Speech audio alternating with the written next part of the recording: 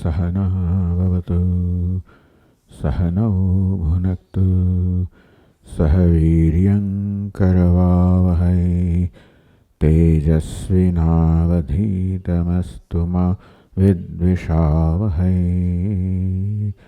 ओम शांति शांति शांति। ओम पूर्णमदः पूर्णमिदं पूर्णात् पूर्णमुदच्यते पूर्णस्य पूर्णमादाय पूर्णमेवावशिष्यते। ओम शांति शांति शांति। श्रुतिस्मृतिपुराणानाम् आलयं करुणालयं नमामि भगवत्पादं शङ्करं लोकशङ्करं शङ्करं शङ्कराचार्यं केशवं बादरायणं सूत्रभाष्यकृतौ वन्दे भगवन्तौ पुनः पुनः। ईश्वरो गुरुरात्मेति मूर्तिभेदविभागिने व्योमवद्व्याप्तदेहाय दक्षिणामूर्तये नमः। सच्चिदानन्दमद्वैतम् सर्वाधिष्ठानमुत्तमम् नत्वाष्टावक्रसूक्तस्य दीपिका तन्यते परा।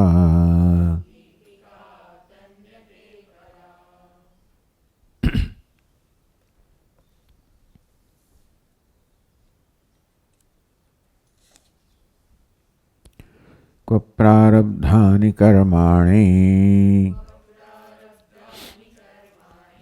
जीवन्मुक्तिरपि क्व वा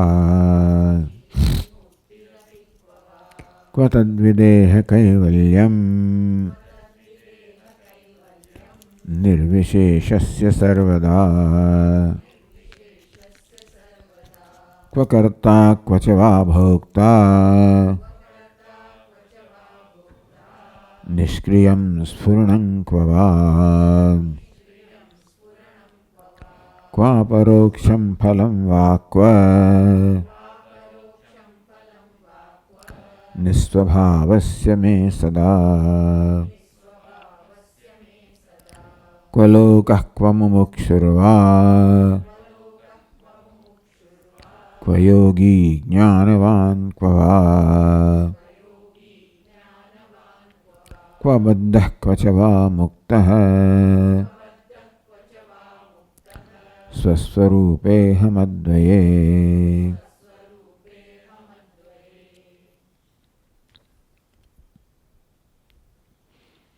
આમ જીવન મુક્તિ આત્મા નિત્ય મુક્ત છે, હું નિત્ય મુક્ત છું.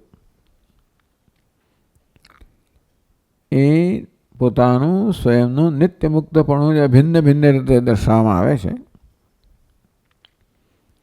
પ્રારબ્ધ કર્મને અધીન છે, મુક્ત નથી. જીવન મુક્ત એ પણ મુક્ત નથી, વિદેહ કૈવલ્ય પણ મુક્ત નથી. મુખ્ય અર્થમાં જે મુક્ત થયો એનો અર્થ એ કે બદ્ધ હતો. વિદેહી કૈવલ્યમ એટલે સદેહી કૈવલ્યમ નથી. જાણે કે આમ પ્રત્યેક શબ્દ જીવન મુક્તનું વર્ણન કરે છે, ના નથી. પણ દરેક શબ્દ માત્ર એ તરફ માર્ગ બતાવે. ચિહ્ન છે, માર્ગ ચિહ્ન છે, એરો. કારણ કે દરેક શબ્દ બીજા કોઈ શબ્દના સંદર્ભમાં પોતાનો અર્થ પ્રગટ કરી શકે છે.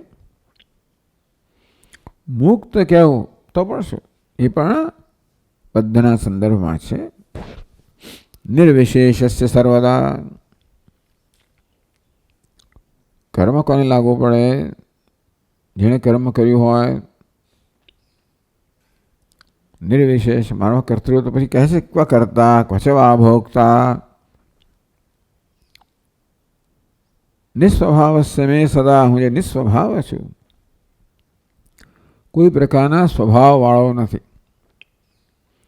કર્તૃત્વ મારો સ્વભાવ નથી, ભોક્તૃત્વ સ્વભાવ નથી, નિષ્ક્રિયતાવાળો સ્વભાવ નથી. તો ભાઈ સ્ફુરણનો ક્યાં સવાલ છે? જે ન થતું હોય એનું સ્ફુરણ થાય એટલે સ્ફુરણ એ પણ કહેવું મુશ્કેલ છે. આપણે કહીએ નિત્ય સ્ફુરિત છે, નિત્ય પ્રકાશિત છે, સ્વપ્રકાશ છે. પણ સ્ફુરણ કોને કહેવાય? જે સ્ફુરતું ન હતું ને હવે સ્ફુરે છે, એવું સ્ફુરણ ક્યાં? કોઈ અપરોક્ષમ, અપરોક્ષ જ્ઞાન ક્યાં? જે પરોક્ષ નથી ને અપરોક્ષ કહેવાય. એ પ્રત્યક્ષ નથી, પરોક્ષ નથી. એ જ જ્ઞાનથી આપણે પરિચિત છીએ. તેથી એનાથી અન્ય કંઈક કહેવા માટે અપરોક્ષ શબ્દ કહેવામાં આવે. અપરોક્ષમ, જે પરોક્ષ નથી, જે આત્મ સ્વરૂપ છે, વાત બરાબર છે. પણ એ પ્રકારનો ખ્યાલ પણ ક્યાં છે? ફલમ ક્વવા, ફલ કહો, ચેદાવાસ કહો, પ્રતિબિંબિત ચૈતન્ય કહો, જે પોતાના પદાર્થને પ્રકાશિત કરે છે એવું પણ ક્યાં છે? પછી દુનિયાની વાત, ક્વ લોક, ક્વ મુમુક્ષુર્વા, ક્વ યોગી, જ્ઞાનવાન ક્વવા. આત્મામાં લોક ક્યાં છે?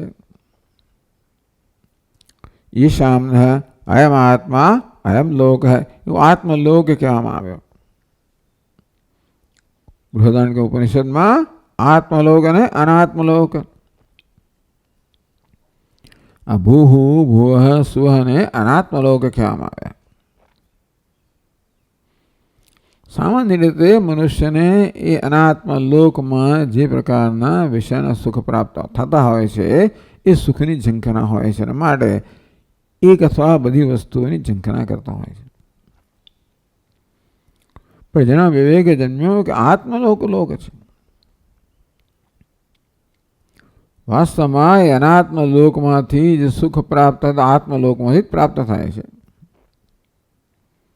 એક જ પ્રાપ્ત કરવા આત્મલોક એકમાત્ર પ્રાપ્ત કરવા યોગ્ય છે. એમને અનાત્મલોકની કે એના સાધનની કે એમની શું આવશ્યકતા છે? આત્મલોક પણ રહેતો નથી. અનાત્મલોકના સંદર્ભમાં આત્મલોક એમ કહેવામાં આવે, પછી આત્મલોક નામનું ડેઝિગ્નેશન એ પ્રકારનું પણ વર્ણન રહેતું નથી. મુક્ષુર્વા, એનો મોક્ષ પ્રાપ્ત થયો. હવે મોક્ષ ક્યાં રહ્યો? યોગી, જ્ઞાનવાન. આ દરેક શબ્દ કોઈ વ્યક્તિનું વર્ણન કરે છે. એ વર્ણન દ્વારા વ્યક્તિત્વમાંથી પર થવાનો જ પ્રયત્ન છે. દરેક શબ્દ કોઈ ચિત્ર ખડું કરે. યોગી શબ્દ પણ એક પ્રકારનું ચિત્ર ખડું કરે. જે યોગી નથી એના કરતાં ભિન્ન હોય. જ્ઞાનવાન ચિત્ર ખડું કરે જે જ્ઞાનવાન નથી એના કરતાં ભિન્ન હોય. ક્વ બંધ કચવા મુક્ત, બદ્ધ પણ ક્યાં છે અને મુક્ત પણ ક્યાં છે? મુક્ત પણ બદ્ધના સંદર્ભમાં હોય. સ્વસ્વરૂપે હમદ્વય, અહમ જે અદ્વય છું એમાં મારા અદ્વિતીય સ્વસ્વરૂપમાં આ બધું ક્યાં હોય? આ પ્રત્યેક વસ્તુ દ્વૈતની અપેક્ષા રાખે છે. બદ્ધ પણ અપેક્ષા રાખે છે મુક્તની. બુદ્ધ કરતા મુક્ત કરતા જુદો, મુક્ત બદ્ધ કરતા જુદો, યોગી અયોગી કરતા જુદો, જ્ઞાન और જ્ઞાની કરતા જુદો, મુક્ષુ છે પામર કરતા જુદો, વિષય કરતા જુદો. લોક એને કર્મફળ કહેવામાં આવે તો કર્મ કરતા જુદું. ટૂંકમાં આ બધા જ ખ્યાલો દ્વૈતની અપેક્ષા, દ્વૈતનો સાથે સંકળાયેલા જ છે. સ્વસ્વરૂપ એમાં અદ્વય, અહમ જે અદ્વય સ્વરૂપ છું એમાં આ બધાનું ક્યાં સ્થાન છે? આ બધાનું ક્યાં અસ્તિત્વ છે? આ રીતે એમ કહેવાય કે આ સર્વ જીવન મુક્તનું વર્ણન છે, આત્માનું વર્ણન છે.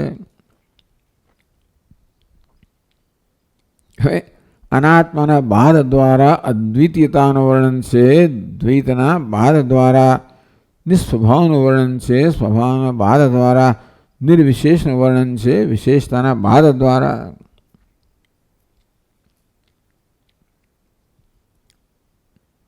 એટલે આ બધી વસ્તુઓ કોઈક વખતે હતી.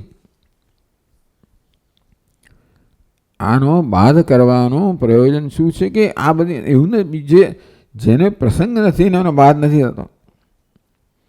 અપ્રસક્તનો પ્રતિષેધ થાય નહીં, અર્થાત જેને પ્રતિષેધ કરવાનો પ્રસંગ નથી એનો પ્રતિષેધ કરવામાં ના આવે. આકાશમાં ના ચાલીશ ભાઈ, તું ક્યારે ચાલું છું? અગ્નિનું પાન ના કરીશ, ક્યારે કરું છું? આમ કશી વસ્તુ નકારામાં ક્યારે આવે? જ્યારે હકારની સંભાવના હોય ત્યારે એ વસ્તુઓ નકારવામાં આવે છે ને નિષેધ કરવામાં આવે છે.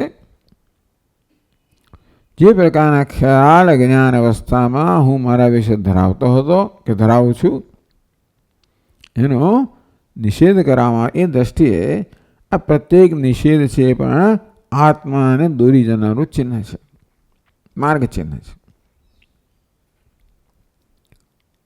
તો 7મા શ્લોકમાં કહે છે ક્વ સૃષ્ટિ ક્વ ચ સંહાર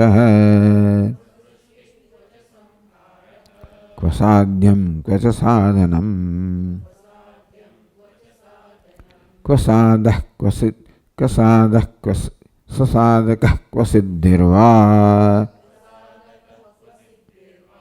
સ્વસ્વરૂપેહમદ્વયે.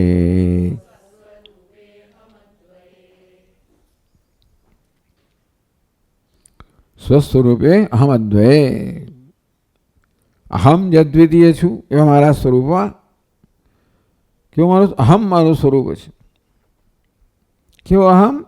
અદ્વય. અહમ જે અદ્વય છે એ મારું સ્વરૂપ છે. અહમથી પ્રારંભ કરીએ પછી અહમમાં દ્વય છે એ અહમ મારું સ્વરૂપ નથી. જે અહમ પોતાને બીજા કરતા જુદો કરનારો છે, વિભાગ કરનારો છે, ભેદભાવ કરનારો છે, અન્યોન્ય ભાવવાળો છે, પરસ્પર ભાવવાળો છે, એ અહમ નહીં. એ વાત તો થાય અહમ નામની વસ્તુ પણ ન રહે. અહમ પણ એક ખ્યાલ છે, શબ્દ છે, એનો પ્રત્યય છે. જે બીજા બધા ખ્યાલ, બીજા બધા પ્રત્યય કરતા જુદો હોય તો આપણે એને કોઈ પ્રત્યય અહમ કહીએ, ઇદમ કહીએ, મમ કહીએ, ત્વમ કહીએ. આમ અહમના ખ્યાલની અંદર પણ આ પ્રકારે કશાક કરતાં ભિન્ન છે. દરેક વસ્તુ બીજા ભિન્ન હોય તો આપણે એને ઓળખી શકીએ ને. તો કરા અહમના ખ્યાલમાં જે ભેદભાવ આવે છે એવું અદ્વય, દ્વય વગરનો, દ્વૈત વગરનો, ભેદભાવ વગરનો અહમ, એવું મારું સ્વરૂપ છે. અહમ કહેવાનો પ્રયોજન એ છે કે ત્યાં છેવટે આપણે અન્વેષણ કરવું જોઈએ. છેવટે વેદાંત શાસ્ત્ર પણ અહમનું જ અન્વેષણ કરે છે મુખ્યત્વે. ઈશ્વરનું અન્વેષણ કરે, જગતનું અન્વેષણ કરે ખરું. કારણ કે જગત પણ આપણા જીવનનો ન ટાળી શકાય એવા અંશ છે. એટલું જ નહીં, પરંતુ અહમ માટે જે ખ્યાલ ધરાવો છું એ બધામાં જે જગત છે એનો ઘણો ફાળો છે. તો જ અહમને સમજી શકાય જ્યારે આપણે અહમ સાથે સંકળાયેલી બધી વસ્તુને બરોબર સમજીએ ત્યારે. આમ તો અહમને બધા કરતા જુદો કરવા માંગુ છું, એ રીતે જાણવા માંગુ છું. પણ જેના કરતા અહમને જુદો કરવા માંગુ છું એની પણ સમજવાની આવશ્યકતા છે. એટલા જ માટે કે એની ગેરસમજ પ્રવર્તમાન છે. માટે મારા જીવનમાં જે વસ્તુની ગેરસમજ પ્રવર્તમાન છે એ ગેરસમજ મુક્ત ન તેનું મુક્ત થઈ ના શકો. આમ ઇદમમાંથી મુક્ત ના થવાય જ્યાં સુધી ઇદમ છે, લોક છે, સૃષ્ટિ છે, એ બધા વિશેની ગેરસમજ દૂર ના ત્યાં હું મારી જાતને અલગ કરી જ ના શકો.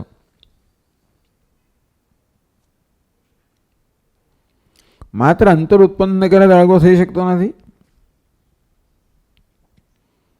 વસ્તુ મારા કોઈ રહી જ જાય છે, સંસ્કારનું રૂપ રહી જાય, રાગદ્વેષનું પ્રગટ થાય. એટલે અહમનું પણ તો જ આપણને યથાર્થ જ્ઞાન જન્મે જ્યારે અહમ સાથે સંકળાયેલી જે કે વસ્તુ હોય, ઇદમ પણ હોય, એટલે જીવ, જગત, ઈશ્વર, આ ત્રણેય વિશે ચિંતન તો કે અનુસંધાન કરવામાં આવે, અન્વેષણ કરવામાં આવે, વિચાર કરવામાં આવે. વિચાર શબ્દ છે વેદાંતમાં.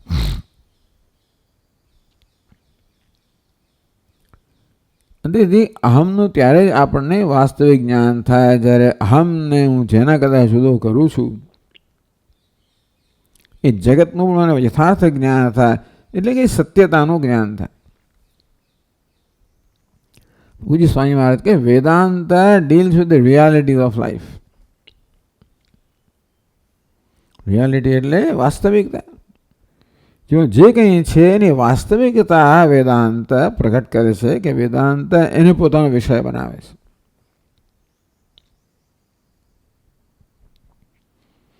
એ દેખાય કેવી બરોબર છે પણ વાસ્તવમાં છે શું? ભલે અલંકારો દેખાયા વાસ્તવમાં શું? તો કે સુવર્ણ છે. ભલે અનેકતા દેખાયા વાસ્તવમાં એકતા છે. એ જે વાસ્તવિકતા છે એ વેદાંતનો વિષય છે.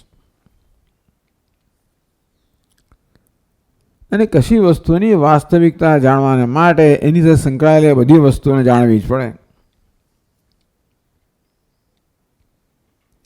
કશાયને સમજવા માટે કંઈક તકલીફ થઈ તો એ સમજવા માટે એની સાથે સંકળાયેલી બધાને આપણે સમજવું પડે. બ્લડ રિપોર્ટ લાવો, હાર્ટનો રિપોર્ટ લાવો, ફલાણું લાવો, લંગ્સનો લાવો, પેલો લાવો, ફલાણ બધું એવું સંકળાયેલું બધું હોય ને કે એકને સમજવા 25 રિપોર્ટો કાઢવા પડે. આપણે જો કે આ આક્ષેપ કરીએ કે આ લોકો રિપોર્ટો કઢાઈને આમ આપણે એમની ઈરાદા ઉપર શંકા કરીએ જે હોય પણ હકીકત તો એ છે કે દરેક વસ્તુ દરેક સાથે એટલે હોલિસ્ટિક અપ્રોચ જો હોવો જોઈએ. માત્ર એક જ વસ્તુને પકડીને કરો તો તમને તાત્કાલિક રાહત મળે ખરી. જ્યાં સુધી જે ક્યાં ચિહ્ન છે, લક્ષણ છે કે સિમ્ટમ છે, એ કેટલા બધાની ઉપજ છે એ આપણે ન સમજીએ. મારા મનમાં પણ જે ચાલે છે પણ સિમ્ટમ છે. કેટલાનો ફાળો છે? મુખ્ય વેદાંત કે બ્રહ્મનો ગેરસમજનો જ ફાળો છે, કોઈ બીજાનો ફાળો નથી. વેદાંત શાસ્ત્ર કે માત્ર અવિવેક કહો, ભ્રમ કહો, ગેરસમજ કહો, મિસઅપ્રિહેન્શન અથવા વિપરીત બુદ્ધિ નો જ ફાળો છે. માટે યથાર્થ જ્ઞાન એક જ માત્ર ઉકેલ છે. જે કઈ વસ્તુ મારા મગજમાં પ્રગટ થાય એનું યથાર્થ જ્ઞાન હોવું જોઈએ, જે કંઈ હોય. અહમ સતત પ્રગટ થયા જ કરે છે એની પ્રશ્ન જ નથી. જે કોઈ પ્રકારના પ્રયત્ન વગેરે સહજ પ્રગટ થયા કરે અહમ એટલે માટે એનું તો યથાર્થ જ્ઞાન હોવું જ જોઈએ. અહમ સાથે જે કંઈ પ્રગટ થાય છે જે અહમના મારા ખ્યાલને પ્રભાવિત કરે છે, નહીં તો વાંધો નથી. અહમ સાથે ઇદમ પણ પ્રગટ થઈ રહ્યું છે, ભલે યુષ્મત પ્રત્યય રૂપે, દૃશ્ય રૂપે, અનાત્મ પણ એ પણ ભાસી રહ્યું છે. સ્વપ્રકાશ નથી, ભાસી તો રહ્યું છે. એ સ્વપ્રકાશને પરપ્રકાશનો વિવેક હું કહી શકતો ન હોવાને કારણે બધાને સમાન માનવામાં આવે છે. જે કે ભાષે એ સત્ય છે. એટલે અહમને પણ અદ્વય કહેવામાં આવે. કેવો અહમ? તો અદ્વય સ્વરૂપ, સ્વસ્વરૂપ અહમ. અહમને વાસ્તવિકતા જ્યારે સમજીએ ત્યારે અદ્વૈતા અર્થાત દ્વય નામની કોઈ વસ્તુ છે નહીં, એનો જેવો થયો. અહમ અદ્વય હોય અને બીજી કશી વસ્તુ હોય જ ના શકે અદ્વયમાં. જે કાંઈ છે એ અદ્વય છે. અદ્વિતીયતા છે ને એ જ વેદાંતનો સૌથી મોટો ફાળો છે. નોન ડ્યુઆલિટી, અદ્વિતીયતા એટલે કે ભેદભાવનો અભાવ. કોઈ વાસ્તવિક ભેદભાવ નથી. આ મનને ભેદભાવ કરવાની ટેવ પડી ગઈ છે. જ્યાં સુધી મનમાં આ પ્રકારની ટેવ હોય, આવી જાતના વિભાગ કરતું જ હોય, ત્યાં સુધી ભેદભાવ રહિતનું જે અભિન્ન તત્વ છે એને બિચારું જાણી ના શકે. એટલે એ ભેદભાવ ખૂબ સૂક્ષ્મ થઈ જવા જોઈએ. અંતઃકરણ શુદ્ધિ કહો, ઇમોશનલ મેચ્યોરિટી કહો, એટલે શું છે કે આ ભેદભાવ બધા ક્ષીણ થવા જોઈએ. ભેદભાવને મહત્વ મળ્યા જ કરતું હોય તો આપણે અભેદથી અભેદને ક્યારે પામી ના શકીએ. આમ અદ્વય જે કશાથી ભિન્ન નથી, કશું જેનાથી ભિન્ન નથી, જે બધાથી ભિન્ન છે છતાં જ કશું જેનાથી ભિન્ન નથી, કશું ભિન્ન નથી. એટલે કશી વસ્તુ ભેદભાવ પાડતી નથી અહમમાં. કશી વસ્તુ અહમ કરતા સ્વતંત્ર રીતે ઊભી રહેતી નથી. કશાની સ્વતંત્ર સત્તા નથી. સ્વસ્વરૂપે અહમદ્વય એવું મારું સ્વરૂપ છે. ભાઈ સૃષ્ટિ સ્થિતિ સમાર કશી વસ્તુનું સ્વતંત્ર અસ્તિત્વ ના રહે. કશું નથી એમ નથી કહેતા આપણે. એ જીવન મુક્તને આ બધી વસ્તુઓની પ્રતીતિ થાય ના થાય નહીં. હા, જે માત્ર પોતાના સ્વરૂપમાં નિષ્ઠ છે એને એની પ્રતીતિ પણ નથી. વિદેહી કૈવલ્યમ કહીશું, જેમ પ્રતીતિ જ નથી. અથવા સમાધિસ્થ છે જેને પ્રતીતિ નથી. પણ જીવન મુક્ત એને કહેવાય જેને બધી પ્રતીતિ છે. નહીતર આ ક્યાં છે કહેવાનો પ્રશ્ન ના હોય, પ્રતીતિ જ ના હોય. યત્ર નાન્યત પશ્યતિ નાન્યત શૃણોતિ નાન્યત વિજાનાતિ સભૂમાં. મુખ્ય અર્થમાં નાન્યત પશ્યતિ નાન્યત શૃણોતિ, મુખ્ય અર્થમાં જોતો નથી, સાંભળતો નથી, વિચારતો નથી, જાણતો નથી. ત્યાં તો આ કોઈ કારણ કંઈ કામ કરતું જ નથી ને. જોતો કેમ નથી? આંખ કામ નથી કરતી. આંખ એટલે આંખ બિચારી શાંત થઈ ગઈ છે. સાંભળતો નથી, શ્રોત્રેન્દ્રિય શાંત થઈ ગઈ છે. જાણતો નથી, આપણી બુદ્ધિ શાંત થઈ ગઈ છે. યદા પંચાવતિષ્ઠન્તે જ્ઞાનાની મનસા, આ બધું પોતપોતાના સ્થાનમાં સ્થિત થઈ ગયું છે. એ પ્રકારનું મુખ્ય વર્ણન છે સભૂમા. એ ભૂમા છે જે બધા પ્રકારની પ્રવૃત્તિ કે દ્વૈત રહી છે. એ ભૂમા જ છે જ્યારે દ્વૈત છે ત્યારે પણ. એનું નામ જીવન મુક્તિ. દ્વૈત હોય એટલે જોતો હોય, સાંભળતો હોય, જાણતો હોય તે વખતે પછી ભૂમા ન હોય એવું આ ભૂમા નથી. એ જ વેદાંત એની એ કસોટી આપણી કરે છે કે એ સાથે ભૂમા હોવું જોઈએ તો તમે ખરેખર મુક્ત થયા.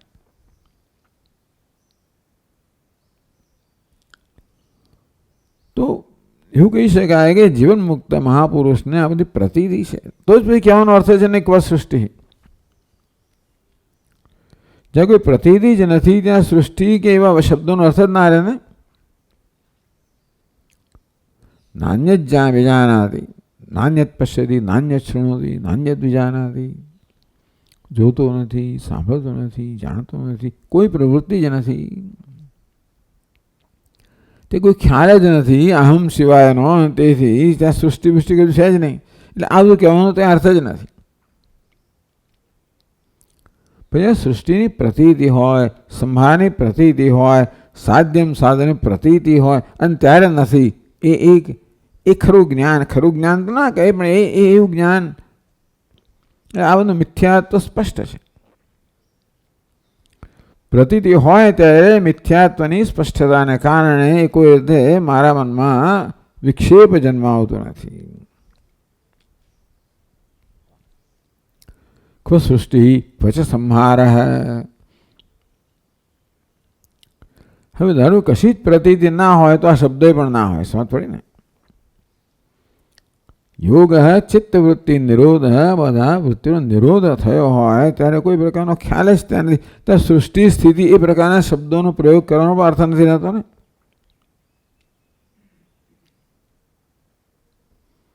પણ આ બધી પ્રતીતિ છે ત્યારે પણ નથી. એમના જીવન મુક્તિ બહુ મોટી કસોટી છે. પક્વ સૃષ્ટિ છે સર્જન અથવા સર્જન થવું. સૃષ્ટિ સર્જનને પણ સૃષ્ટિ કહેવાય, જગતને પણ સૃષ્ટિ કહેવાય, કે સર્જનની પ્રક્રિયાને પણ સૃષ્ટિ કહેવાય. સૃષ્ટિ સ્થિતિ લય, સર્જન પાલન લય. સર્જન નામ પણ છે ને ક્રિયાપદ પણ થયું. સૃષ્ટિ સંહાર કયો માટે સૃષ્ટિ જે છે એ ક્રિયાપદ થયું. સંહાર એટલે નાશ કરવો, તો ભાઈ સર્જન કરવું. તો સર્જન ક્યાં છે? તો સૃષ્ટિ ક્યાં છે? સર્જન ક્યાં છે? પાલન ક્યાં છે? સંહાર ક્યાં છે? એટલે એનું સ્થાન ક્યાંય છે જ નહીં. સર્જન નામની વસ્તુ સ્વતંત્ર અસ્તિત્વ ધરાવતો હોય કે ભાઈ સર્જનાર એવું, આ પાલન થયું, આ સંહાર છે, એનું કોઈ સ્થાન નથી અથવા એની કોઈ સત્યતા નથી. સર્જન ભાસી રહ્યું છે, પાલન ભાસી રહ્યું છે, સંહાર ભાસી રહ્યો છે, પણ ક્યાં છે? ક્યાં છે? એની વાસ્તવિકતા ક્યાં છે? એ અહમ કરતા અહમ અદ્વય કરતા કોઈ ભિન્ન સત્તા ધરાવતું જ નથી. અદ્વય કોને કહેવાય? અહમ માત્ર સત્તાવાન છે. બાજી કંઈ છે? અહમ સત્તાને કારણે સત્તા છે. અહમ જ છે. અહમ જ સૃષ્ટિ ભાસી રહ્યું છે, સંહારો ભાસી રહ્યું છે. બસ સૃષ્ટિ ક્વચ સંહાર. સર્જન ક્યાં છે? પાલન ક્યાં છે? સંહાર ક્યાં છે? ક્રિયાઓ ક્યાં છે? નથી એવું નહીં, છે તો એ નથી. અર્થાત આભાસથી વધીને કાંઈ જ નથી.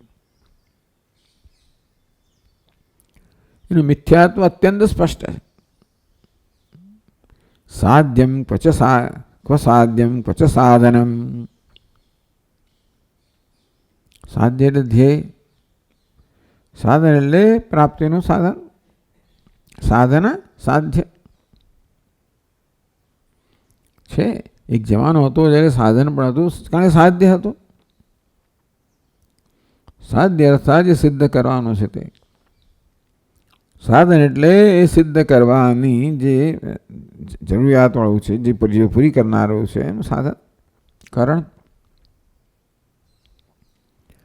તો અહમ અદ્વય સાધ્ય બની ગયું.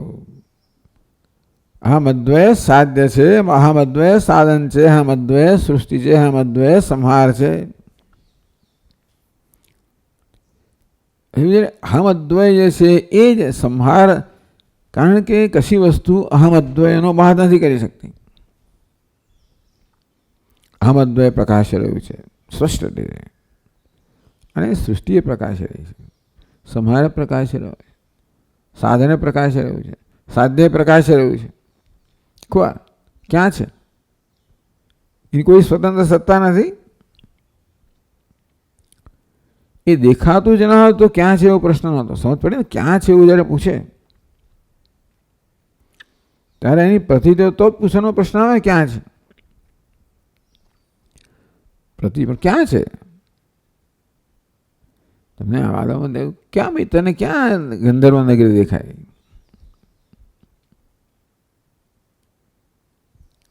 કશુંક દેખાય ને ગંધર્વ નગરી કહેતો હોય તો ગંધર્વ નગરી ક્યાં તને દેખાય?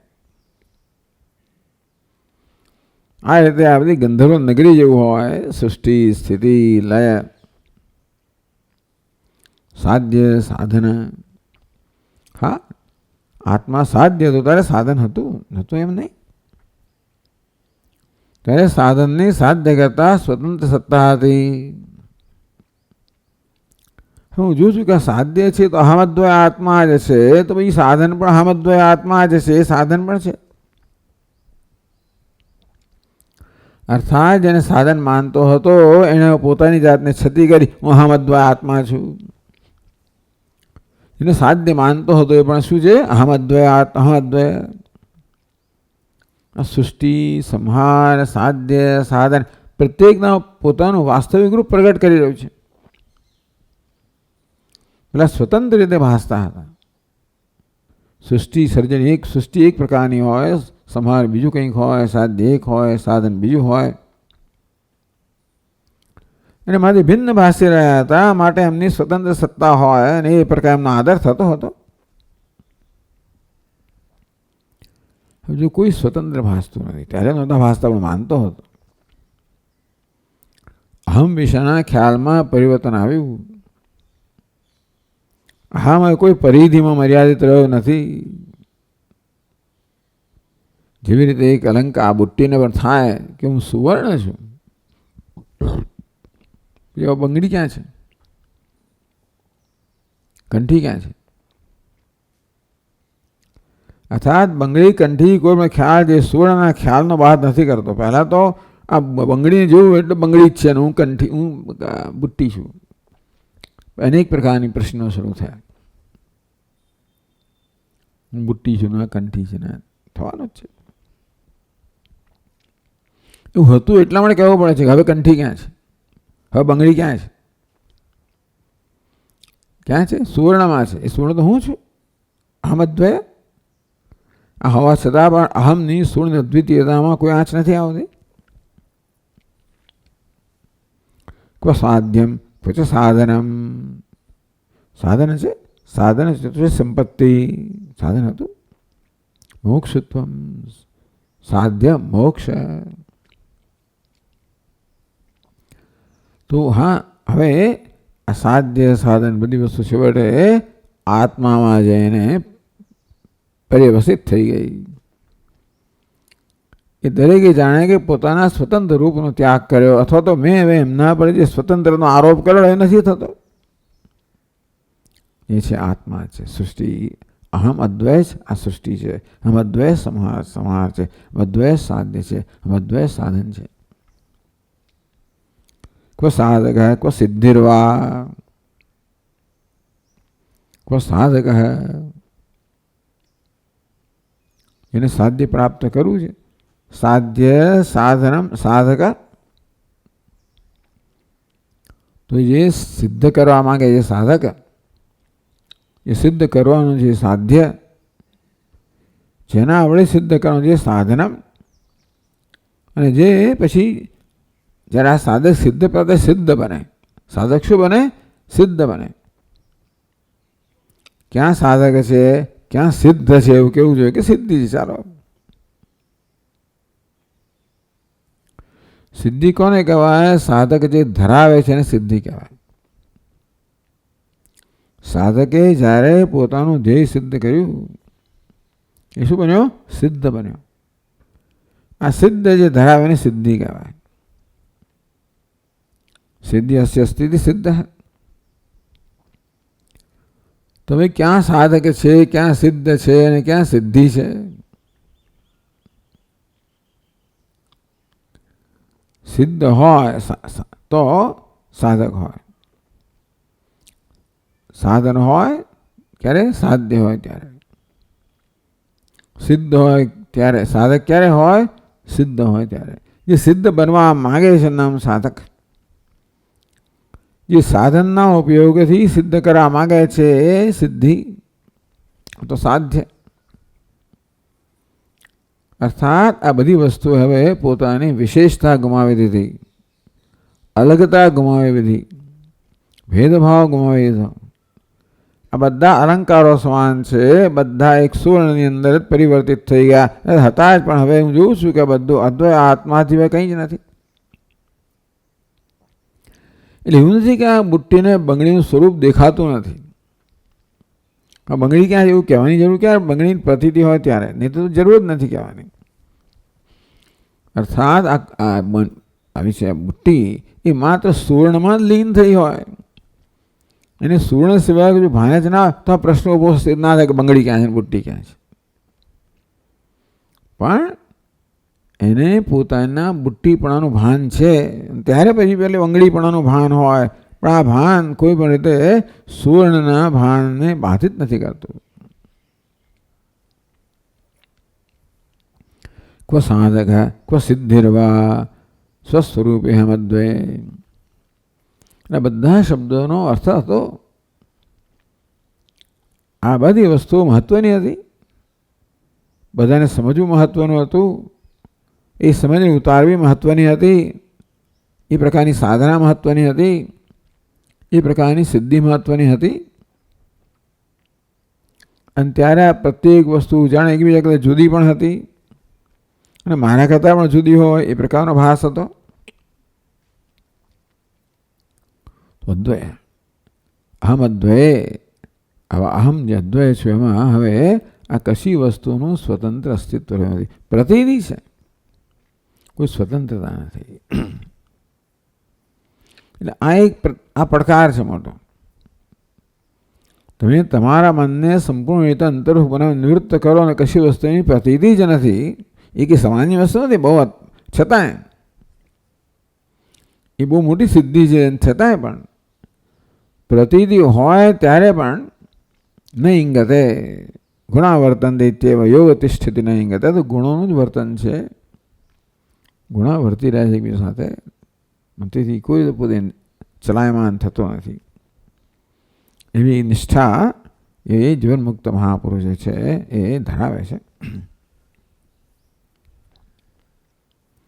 પછી 8મા શ્લોકમાં કહે છે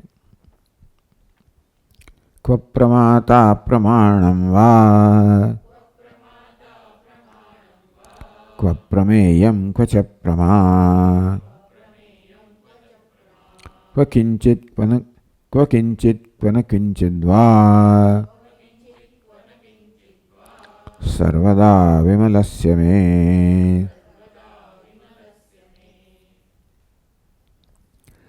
આપણને બહુ પ્રિય છે નિરંજન વિમલ. અર્થ એક જ કરવામાં આવ્યો, નિરંજનનો પણ અર્થ જ કરવામાં આવ્યો કે ભાઈ એ ઉપાધિરૂપી અંજન કે મલિનતાથી રહિત. એ જ કહ્યું સર્વદા વિમલસ્ય ઉપાધિ સંબંધ મલશૂન્યસ્ય. ઉપાધિ મલશૂન્યસ્ય નથી, ઉપાધિ સંબંધ મલશૂન્યસ્ય. ઉપાધિને મલિન કહેવાય તો કહેવાય, જો કહેવી હોય તો. કશું મલિન સ્વભાવથી તો નથી જ, પણ ઉપાધિનો સંબંધ છે એ બધી મલિનતા જન્માવે છે. મલિનતા એટલે શું? અલ્પતા, પરિચ્છિન્નતા. ઉપાધિ સાથેનો સંબંધ છે જાણે કે ઉપાધિની પરિચ્છિન્નતાના અધ્યારોપ માટે જવાબદાર બને છે. અને મારા આત્મા પરિચ્છિન્ન, પરિચ્છિન્નતા એટલે મલિનતા. મૂળ મલિનતા કે છે પરિચ્છિન્નતા. એમાંથી પછી ભિન્ન ભિન્ન ગ્રંથિઓ જન્મે. સાત્વિક પરિચ્છિન્નતા, રાજસ પરિચ્છિન્નતા, તામસ પરિચ્છિન્નતા. એ ધીમે ધીમે પછી એનું પતન થતું જાય બિચારાનું. પણ એ સંબંધ, આ સંબંધ છે એ જ માત્ર આત્મામાં જાણે કે મલિનતા લાવે. બાકી કશે મલિનતા, તમારે જેને મલિનતા કહેવાય બધું વસ્તુ પર સ્વભાવ છે. આપણે એને મલિન કહીએ બરાબર છે, કશી વસ્તુ આપણે શુદ્ધ કહીએ અને એના સંદર્ભમાં બીજાને મલિન કહીએ બરાબર છે. એટલે વ્યવહારમાં આવું હોય ના નથી. વ્યવહારમાં કોઈ પ્રકારના અભિજાતના જો નીતિ નિયમ ના હોય તો પછી કોઈ જાતનો વ્યવહારની કોઈ વ્યવસ્થા રહે જાય. એટલે વ્યવસ્થા, અને તો જ આપણે સાવધાન બનીએ, તો જ આપણે શુદ્ધ બનીએ. પણ છેવટે હવે એ સ્થિતિ છે જ્યાં આ પ્રકારની કોઈ સાવધાની જરૂર જ નથી, કારણ કે સંબંધ જ નથી. સંબંધ હતો ત્યારે ઉપાધિની મલિનતાને મારી મલિનતા માનવા, પરિચ્છિન્નતા માનવામાં આવતી હતી. એની ગ્રંથિઓ જન્માવે, એમાંથી આ સત્વ રજસ તમસ આ બધા પણ મારામાં પણ ગુણો જન્મે. સર્વદા વિમલસ્ય, સર્વદા એવું નથી કે મારી જાતને મલિન માનતો ત્યારે પણ વિમલ જ હતો. એ મહત્વનું છે. હું ક્યારેય મલિન નથી.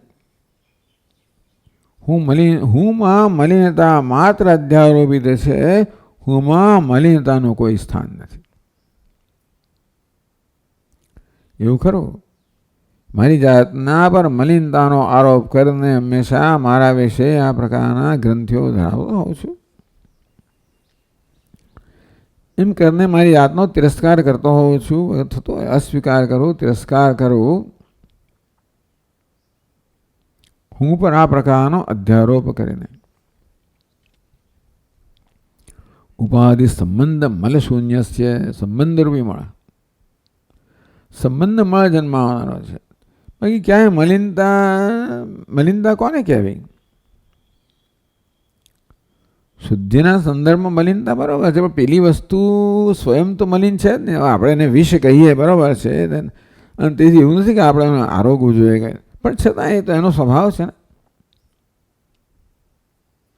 આપણે ગંદકી કહીએ કે આ દુર્ગંધ છે, બરાબર છે,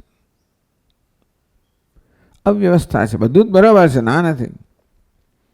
આપણે એક ધોરણ છે અને એના પ્રમાણે આ બધા આપણે વિભાગ કરીએ છીએ.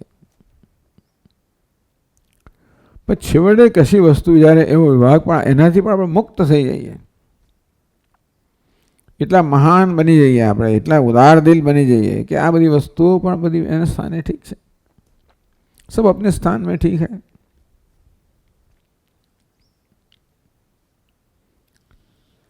તો સર્વદા વિમલસ્ય.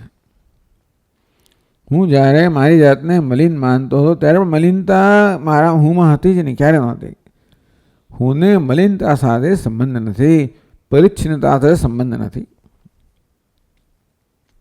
સદા અપરિચ્છિન્ન છું, નિર્મળ છું. આ બધા પર ધ્યાન કરી શકાય, પોતાની નિર્મળતા પર ધ્યાન કરી શકાય. આમ તો મન સતત મલિનતાનું ધ્યાન કર્યા જ કરતું હોય છે અને પોતાનો તિરસ્કાર કર્યા જ કરતું હોય છે. પણ જો મન આ પ્રકારે પોતાને મલિન એ પ્રકારે છાપ મારીને પછી પોતાનું સતત એના વિશે અનેક પ્રકારના ખ્યાલ સેવતો, તો પછી હું કહી પણ શકું સદા વિમલસ્ય મેં. અને આ રીતે હું ધ્યાન કરી શકું સદા વિમલસ્ય મેં, હું સદા વિમલ છું. હું કોને મલિનતા કહું છું? એ ક્યાં છે?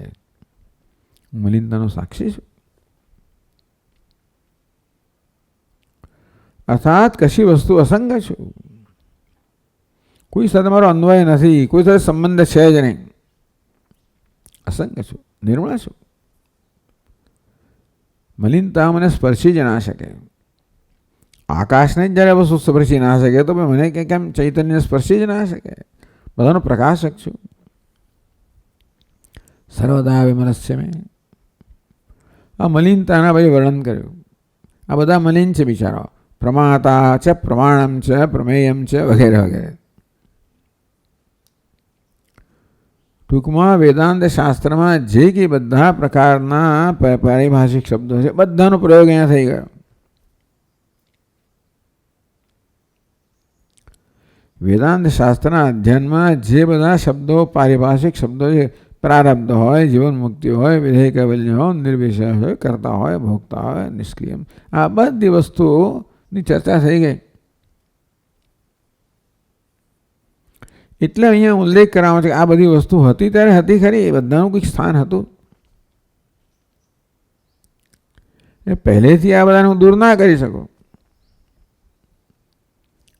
અગ્નિએ પોતાનું કામ કર્યું, ખીચડી પકવી, પછી એનો ઓલવવાનો હોય. આ તો ઓલવાનો એવું એટલે, પણ આ ભાઈ અગ્નિ ઓલવાઈ ગયો છે, બરાબર છે. સર્વદા વિમલસ્ય મેં, હું સર્વદા વિમલ છું. ક્યારેય મલિન હતો નહીં, છું નહીં અને હોઈશ નહીં. મલિન તો હું ક્યારે બનું? જ્યારે મારી જાત પર અધ્યારોપ કરું, આક્ષેપ કરું અને મારી જાતને મલિન હું જ કરનારો, જાહેર કરનાર. હું મારી જાતને જાહેર ન કરતો તો બીજાની જાહેરાતની મને બહુ પડી નથી આવતી. બીજાની જાહેરાતો મને પ્રભાવિત કરે છે. મારામાં આવેગ જન્માવે છે બીજાની જાહેરાત, કે હું જ કરતી રહ્યો છું એટલા માટે.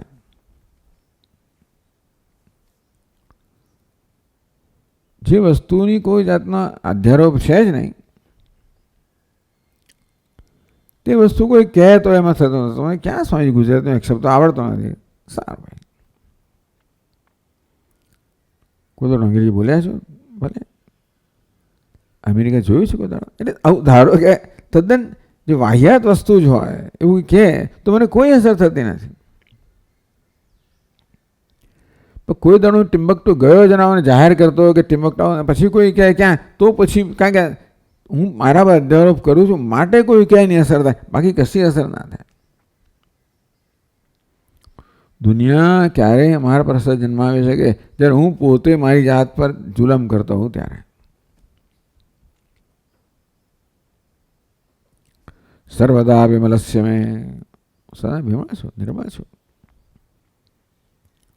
એમાં પ્રમાતા એટલે અપરિચ્છિન્ન છું, પૂર્ણ છું, અપરિચ્છિન્ન. પ્રમાતા પરિચ્છિન્ન છે. પ્રમાના આશ્રયને પ્રમાતા કહેવાય. પ્રમા એટલે જ્ઞાતા, પ્રમા એટલે જ્ઞાન, અબાધિત જ્ઞાન, વાસ્તવિક જ્ઞાન, યથાર્થ જ્ઞાનને પ્રમા કહેવાય. એક પ્રમા છે, બે ભ્રમ પણ છે. આમ રજ્જુને સર્વે માનવું એને ભ્રમ કહેવાય, રજ્જુને રજ્જુમાં જાણવું એ પ્રમા કહેવાય.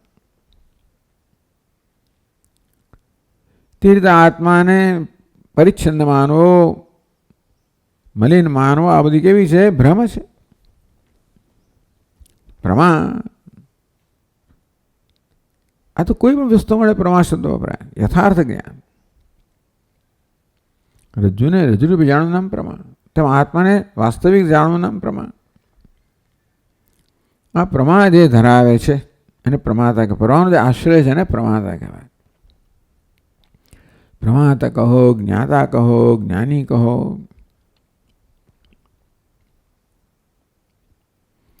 પ્રમાણમ તો જે સાધનનો ઉપયોગ કરીને પ્રમાતા જ્ઞાન પ્રાપ્ત કરે છે એને પ્રમાણ કહેવામાં આવ્યું. પ્રમા કારણમ પ્રમાણમ.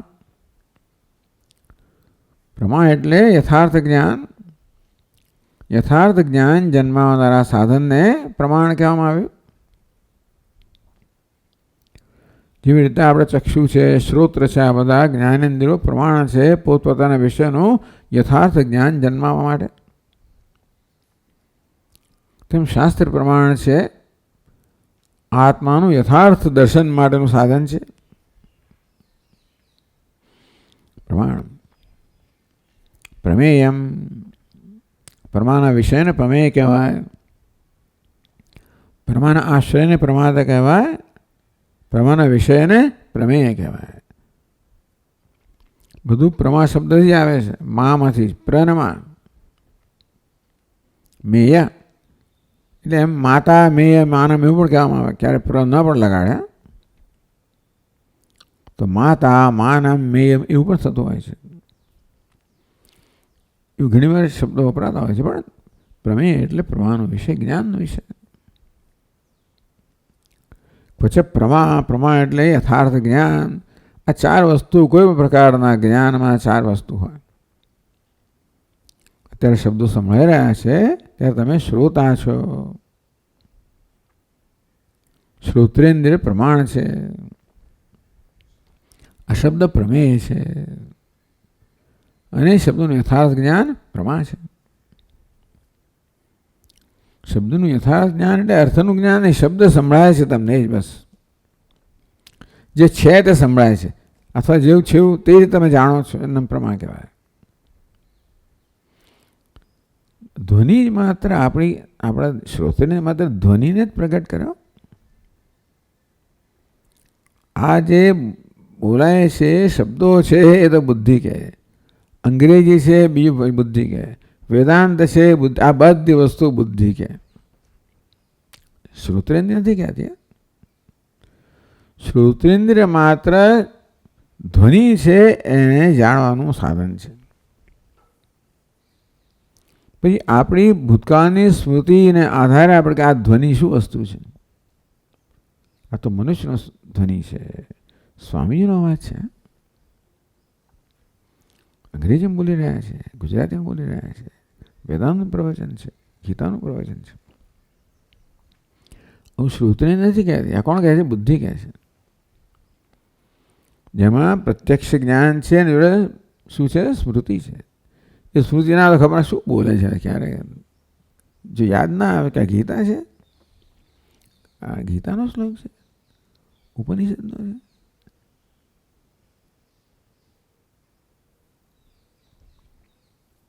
અષ્ટાવક્ર ગીતાનો શેનો છે? તો એ ઓળખાણ ન થાય. આ ઓળખાણ છે.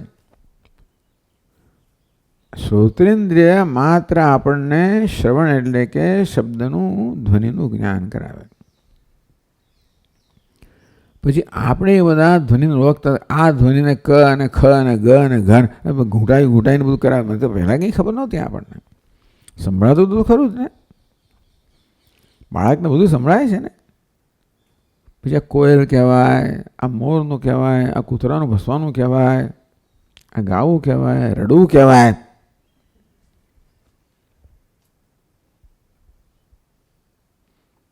એને કંઈ ખબર નહોતી બિચારા. એટલે આ બધું આપણે કેમ શીખ્યા છે? આ બધું જ્ઞાન એ બુદ્ધિમાં છે, પ્રમાણ બુદ્ધિમાં છે. ચાલો ટૂંકમાં એટલે આ ચાર વસ્તુ હોય કોઈ પ્રકારના જ્ઞાનના વ્યવહારની અંદર. પ્રમાણ એટલે યથાર્થ જ્ઞાન. એ જ્ઞાન પ્રાપ્તનું સાધનને પ્રમાણ કહેવાય. વિજ્ઞાન આશયને પ્રમાતા કહેવાય. જ્ઞાન વિષયને પ્રમેય કહેવાય. એ વખતે બધાનું ઓળખતો, જુદા જુદા કરીને ઓળખતો હતો. અર્થાત બધાના ભેદભાવનું જાણતો હતો. આ પ્રકારના વ્યવહારો મારી જાતને પ્રમાતા કહેતો હતો. પ્રમાતા બિચારો મલિન છે. ટૂંકમાં કોઈક સંબંધમાંથી પ્રમાતા પણ જન્મે ને. બુદ્ધિ સાથેના સંબંધમાંથી હું શું બન્યો? પ્રમાતા બન્યો. આ નિર્મલસ્ય સદા વિમલસ્ય મેં પ્રમાતાપણું પણ નથી. ક્યાં છે પ્રમાતા? અર્થાત આત્માથી ભિન્ન પ્રમાતા ક્યાં છે? આત્મા ભિન્ન પ્રમાણ ક્યાં છે? પ્રમેય ક્યાં છે? પ્રમા ક્યાં છે? યસ્તુ સર્વમ આત્મૈવ અભૂત. જેને બધું આત્મા બની ગયું. પહેલા પ્રમાણતા, પ્રમાણ, પ્રમેય, પ્રમા એકબીજાથી ભિન્ન હતા અને મારાથી ભિન્ન હતા. જાણે કે હવે એ સર્વ યસ્મિન સર્વભૂત આત્મૈવાભૂત વિચારતઃ. હવે સર્વદા વિમલસ્ય મેં નિર્મળ જે છું. એમાં કોઈ પ્રમાતા, પ્રમાણ, પ્રમેય, પ્રમાણ કોઈ સ્વતંત્ર સ્થાન નથી.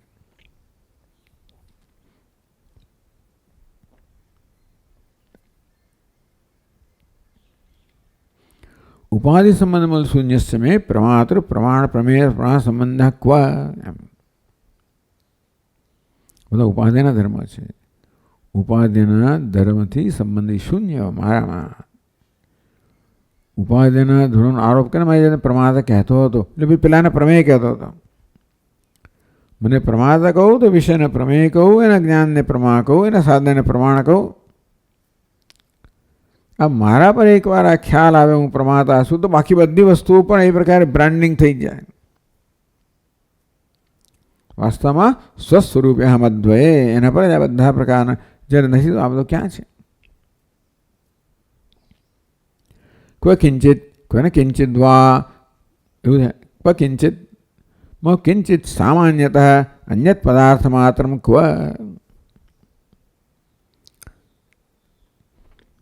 કિંચિત એટલે કંઈક, ના કિંચિત એટલે કશું નહીં. કંઈક છે કશું નથી એ બધું ક્યાં? તો કંઈક એવું જ્યારે કે એક સામાન્યતા અન્યત પદાર્થ માત્ર કંઈક છે.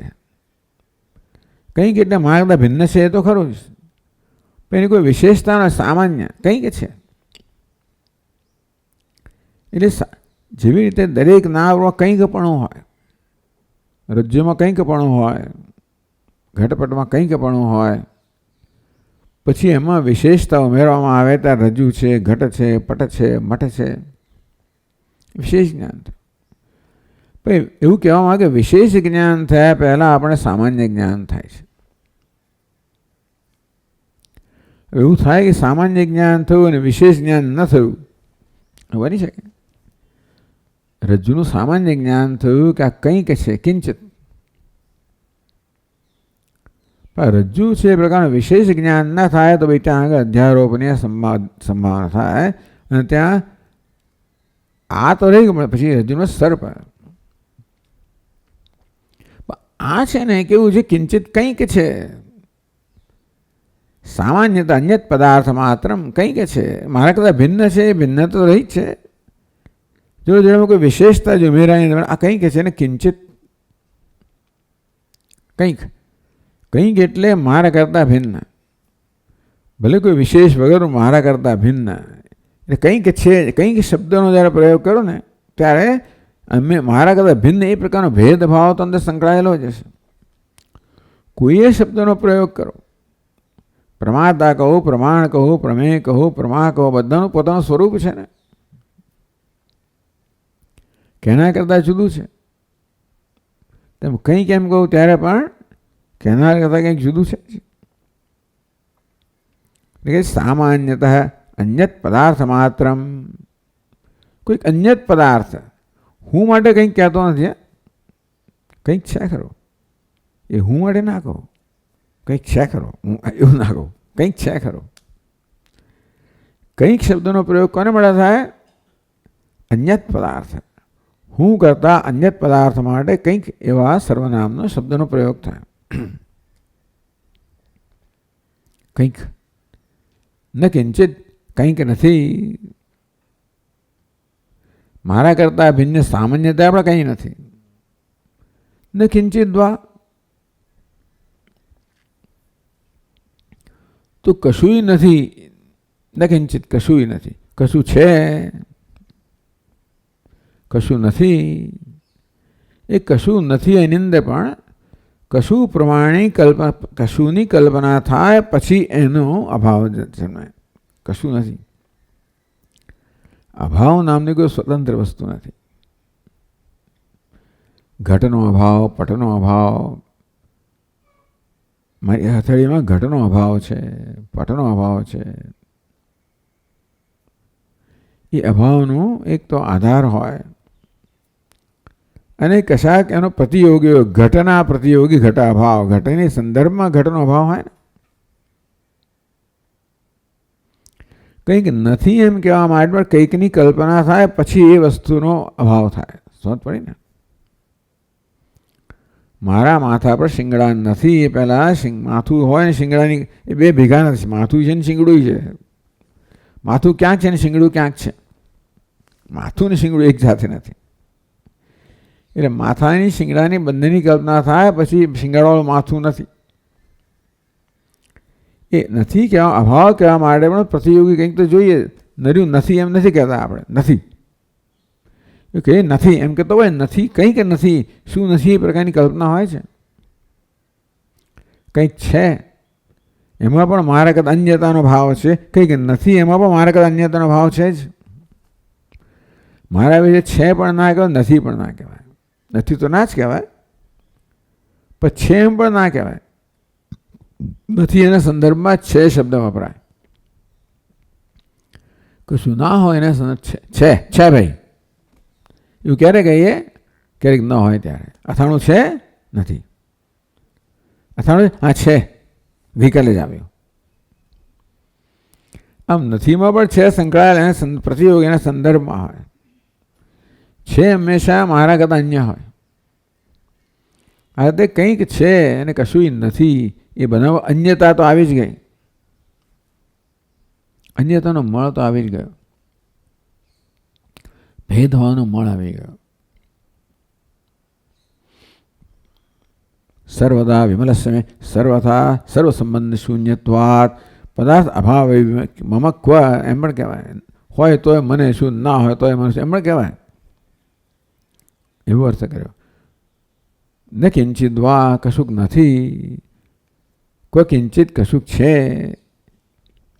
હવે ક્યાં છે કોઈ એનો એવો અર્થ કરીએ. અથવા તો મને શું, એટલે પદાર્થ અભાવે બી મમ ક્વ એમ કહ્યું, એવો અર્થ કર્યો. કશું ના હોય તો મને શું, કયું છે ભલે ને મને શું, કશું નથી મને શું. એવું ક્યારે કહેવાય? કશું હોવાપણું કોઈ રીતે મારામાં વૃદ્ધિ ના કરતું હોય, કશું ન હોવાપણું મારામાં કોઈ ખોટ ન જન્મ આવતું હોય, તો પછી હોય કે ના હોય મહત્વનું નથી. હું જ મહત્વનો છું અને હુંની પૂર્ણતા જ મહત્વની છે. કશી વસ્તુ છે માટે હું મારામાં કંઈ વૃદ્ધિ થઈ તો મને એ વસ્તુ ગમે, તો એ અગત્યનું બની જાય. કશું નથી તો મારામાં કોઈ પ્રકારની ખોટ આવે તો એ મહત્વનું બની જાય. છે તો શું, નથી તો શું, એમ તમે કહો ખબાવું છે, એનો અર્થ એ કે મને કંઈ ફેર નથી પડતો. મને શું એવું કહીએ તો ફેર પડતો હોય તો કહેતા મને શું એવું કહીએ આપણે. કે મને શું, કારણ કે મને કંઈ જ નથી, કારણ કે કોઈ પ્રકારની વૃદ્ધિ ક્ષય નથી, કોઈ સંબંધ નથી, કોઈ અધ્યારોપ નથી. સર્વદા વિમલસ્ય મેં, સર્વદા સંબંધ શૂન્યત્વાત. કશાનો સંબંધ હોય તો હંમેશા મારા પર અસર થાય.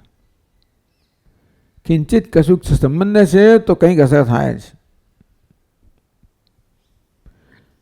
કંઈક નથી એ પર સંબંધ હોય તો જ કંઈક નથી. આમ કશા સાથે સંબંધ હોય તો મારા પર કંઈક પ્રભાવ પડે. સર્વથા સર્વસંબંધ શૂન્યત્વાદ. હંમેશા બધા સંબંધથી મુક્ત છું. અને છે તો એ શું, નથી તો એ શું વગેરે. આ પ્રકારે જનક રાજા પોતાની જીવન મુક્તિનું વર્ણન કરી રહ્યા છે. ગુરુને સંતોષ આપી રહ્યા છે. એટલે એમણે નથી કોઈ બધી વસ્તુ કહી રહ્યા છે. ટૂંકમાં ગુરુજીએ જીવન મુક્તિનું વર્ણન કર્યું બહુ શ્લોકોમાં, પણ આ રીતે એ પોતાની દ્રષ્ટિ છે એ પ્રકટ કરી રહ્યા છે એક જ જીવન મુક્તિ, પણ જનક રાજા એ પોતાની દ્રષ્ટિએનું વર્ણન કરી રહ્યા છે. ઓમ પૂર્ણમદઃ પૂર્ણમિદં પૂર્ણાત પૂર્ણમુદચ્યતે પૂર્ણસ્ય પૂર્ણમાદાય પૂર્ણમેવાવશિષ્યતે. ઓમ શાંતિ શાંતિ શાંતિ. શંકરં શંકરાચાર્યં કેશવં બાદરાયણં ભગવन्तौ પુનઃ પુનઃ ઈશ્વરો ગુરુરાત્મેતિ મૂર્તિભેદવિભાગિને વ્યોમવદ્વ્યાપ્તદેહાય મૂર્તયે નમઃ. ઓમ શાંતિ શાંતિ શાંતિ. હરિ ઓમ. શ્રી ગુરુભ્યો નમઃ.